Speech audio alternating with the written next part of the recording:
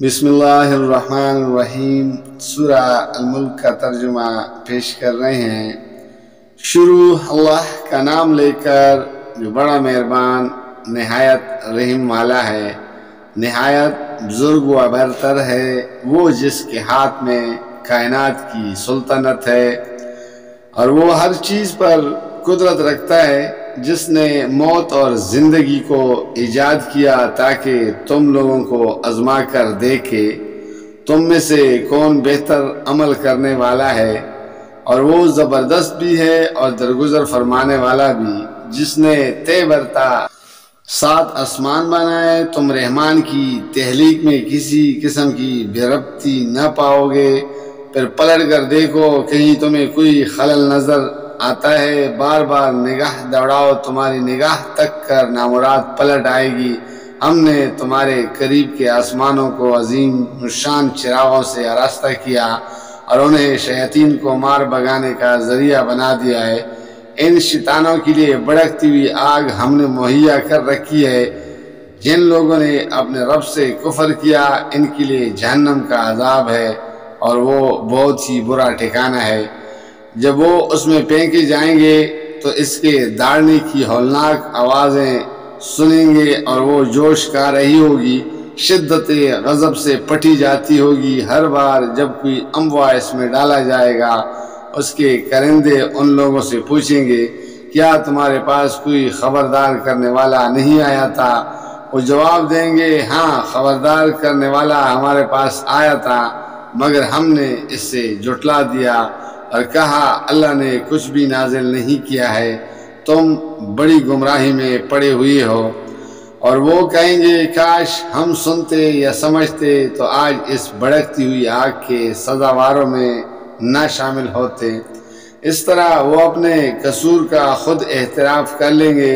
لعنت ہے ان دوزخیوں پر جو لوگ بے دیکھے اپنے رب سے ڈرتے ہیں، یقیناً ان کے لیے مغفرت ہے اور بڑا اجر۔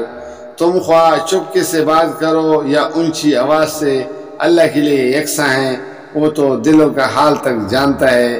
کیا وہی نہ جانے گا جس نے پیدا کیا ہے؟ حالانکہ وہ باریک بھی اور باخبر ہے۔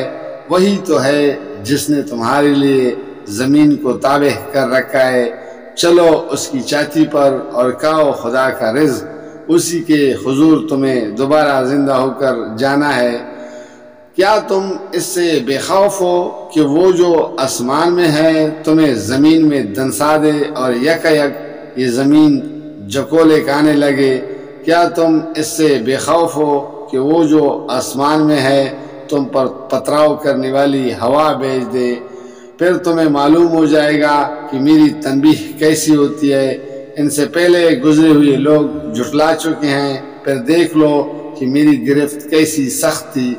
کیا یہ لوگ اپنے اوپر اڑنے والے پرندوں کو پر پلائے اور سکڑتے نہیں دیکھتے؟ رحمان کے سوا کوئی نہیں جو انہیں تامے ہوئی ہو، وہی ہر چیز کا نگہبان ہے۔ بتاؤ آخر وہ کون سا لشکر تمہارے پاس ہے جو رحمان کے مقابلے میں تمہاری مدد کر سکتا ہے؟ حقیقت یہ ہے کہ منکرین دھوکے میں پڑے ہوئے ہیں۔ یا پھر بتاؤ کون ہے جو تمہیں رزق دے سکتا ہے اگر رحمان اپنا رزق روک لے؟ دراصل یہ لوگ سرکشی اور حق سے گریز پر اڑے ہوئے ہیں۔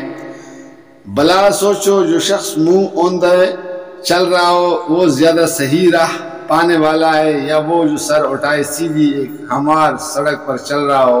ان سے کہو اللہ ہی ہے جس نے تمہیں پیدا کیا، تم کو سننے اور دیکھنے کی طاقتیں دی اور سوچنے سمجھنے والے دل دیے، مگر تم کم ہی شکر ادا کرتے ہو۔ ان سے کہو اللہ ہی ہے جس نے تمہیں زمین میں پلایا اور اسی کی طرف تم سمیٹے جاؤ گے۔ یہ کہتے ہیں اگر تم سچے ہو تو بتاؤ یہ وعدہ کب پورا ہوگا؟ کہو اس کا علم تو اللہ کے پاس ہے، میں تو بس صاف صاف خبردار کر دینے والا ہوں۔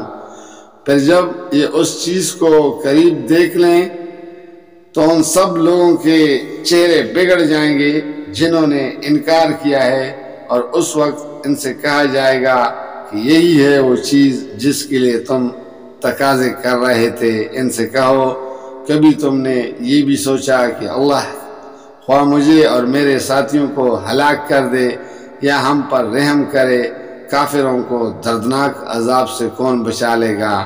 ان سے کہو وہ بڑا رحیم ہے، اسی پر ہم ایمان لائے ہیں اور اسی پر ہمارا بھروسہ ہے۔ ان قریب تمہیں معلوم ہو جائے گا کہ صریح گمراہی میں پڑا ہوا کون ہے۔ ان سے کہو کبھی تم نے یہ بھی سوچا ہے کہ اگر تمہارے کنووں کا پانی زمین میں اتر جائے تو کون ہے جو اس پانی کی بہتی ہوئی سوتیں تمہیں نکال کر لا دے گا؟ جزاک اللہ، فی امان اللہ۔